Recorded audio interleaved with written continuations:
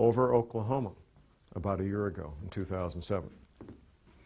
One of the things about the modern age is anybody with internet access can watch in real time on radar as these things are happening.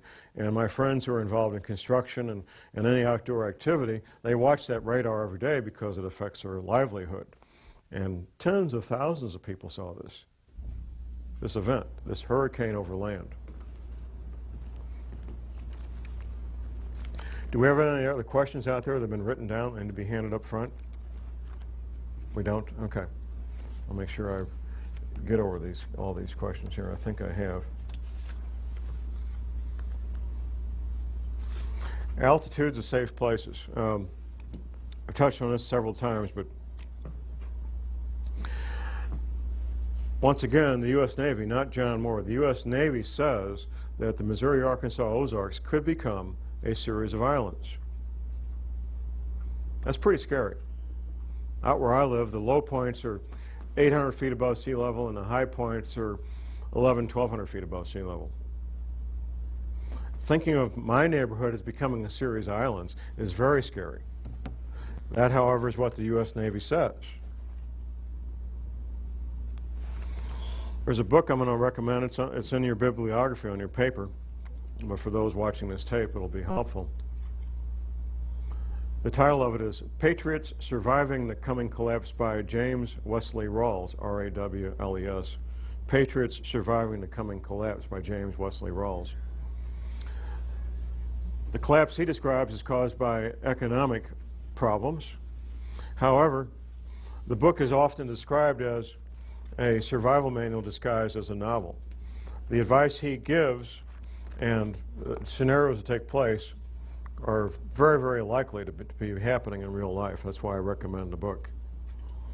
There's another Hollywood film that I sometimes refer people to, Kevin Costner film, The Postman. They really don't explain what caused the problems with the Holocaust of the Postman and the crisis. However, you'll see if you watch the film, the actor, Kevin Costner, coming across what looks like a medieval English village. The way people dress, the way people live. He also comes across fortified towns and villages. In a severe long-term crisis, the federal government will still exist, and the federal government will still think they exercise control. The federal government will exercise control as far as their fence goes. That's what they'll exercise control over. State governments, pretty much the same way. Government in a long-term severe crisis will be at the county level. In fact, up until the Great Depression in the 1930s, that's what government was for most people in this country. And once you get 60 or 100 miles away from these cities, government for most people is still the county government.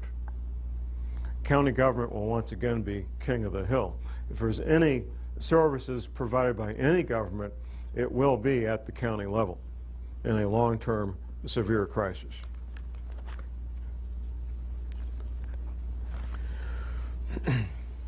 Something I need to mention, and it's in my article, No Need for Panic, is the I-35 corridor. Typically, the public arguments go one of two ways. There's a Chamber of Commerce argument that the I-35 corridor, which goes from the Mexican border to Canada, will be good for commerce and good for business. There's a Patriot community argument that it's going to be foreign contractors, it will hurt our sovereignty, and it will be bad for America. What neither side is talking about, why are they building this thing in the first place? Why are they building a 10-lane highway and 2 rail lines and fiber optics and pipelines in the first place? Why are they doing it? That's not addressed publicly. I believe I know the answer. The reason they're building it, and they are building it right now, is because they're going to need it. The reason they're going to need it is because existing infrastructure that moves heavy, bulky goods is going to be broken, damaged, and destroyed. Right now, that part of the country, by the way, is grain country.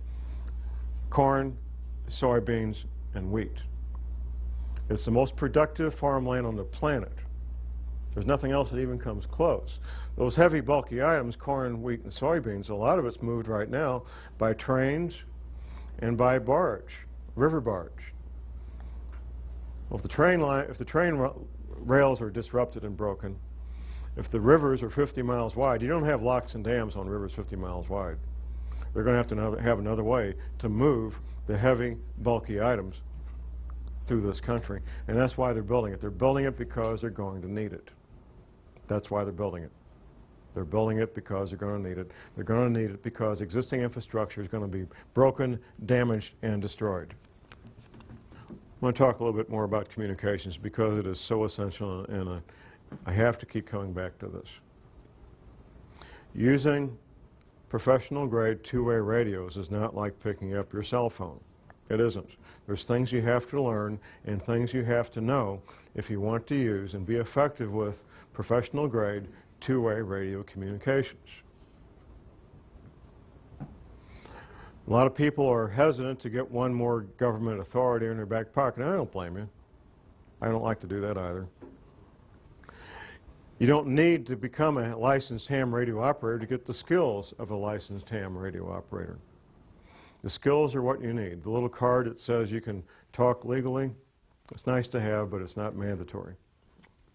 I urge people to get those skills and to find people who have those skills to network with them and get the training necessary so you can get the equipment and be effective and be able to talk to your loved ones, and they can tell you they're okay, you can tell them you're okay, and one can ask the other for help if and when you may need that help.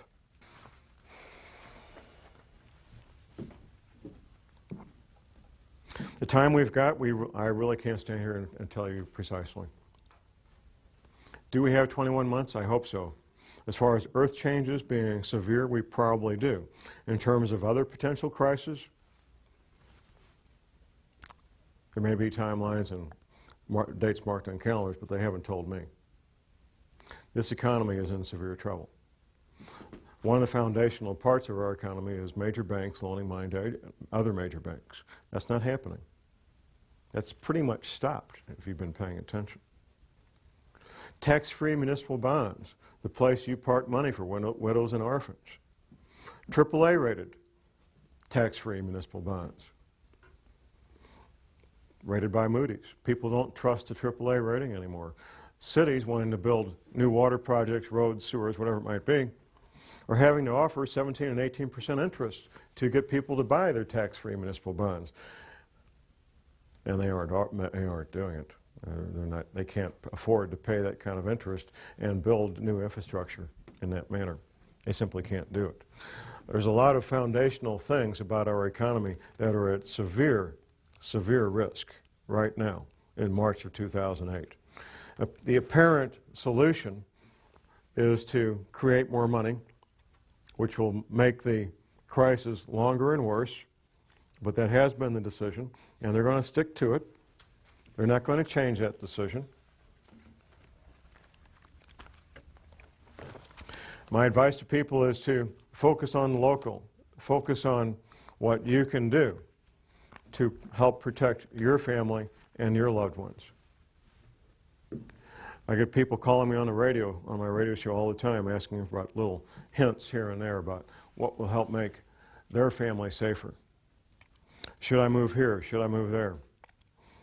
Well, you folks need to make your own decision about what's going to be safe for you. I'm not going to make that decision for you. Even if you bring me in as a private consultant, I won't make that decision for you. I will tell you what the possibilities are. I will tell you what to look out for, and then the decision is up to you as to what you'll be doing, how you will do it, why you will do it, how much money you're going to spend. Under normal conditions, under normal circumstances, it takes about a year from the first time you say, Mr. Contractor, I want to make an appointment with you, until he hands you the key that you can move into your new home, whether it's an earth-sheltered concrete home or a regular home out here in the suburbs. It's typically about 1 year. So that's your window. And after that, no matter how much money you've got, it will be very, very difficult